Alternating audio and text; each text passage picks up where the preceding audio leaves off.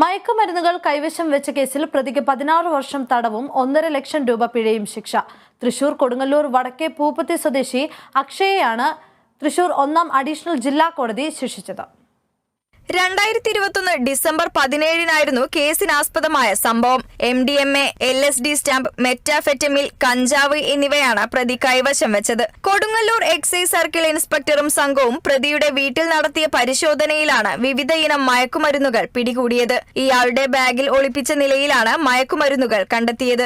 10.16 gram MDMA, 2 gram LSD stamp, crystal രൂപത്തിലുള്ള 6.17 gram മെറ്റാഫെറ്റമിൽ എന്നിവയാണ് പിടികൂടിയത്.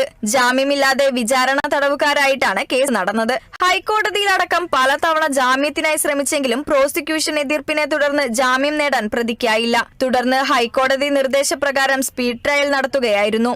പ്രതിയുടെ പ്രായം പരിഗണിക്കണമെന്നും ശിക്ഷയിൽ ഇളവ് വേണമെന്നും പ്രതിഭാഗം അപേക്ഷിച്ചു.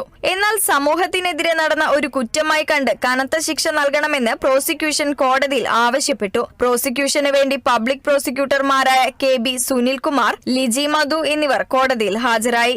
Kerala vision news, Thrissur.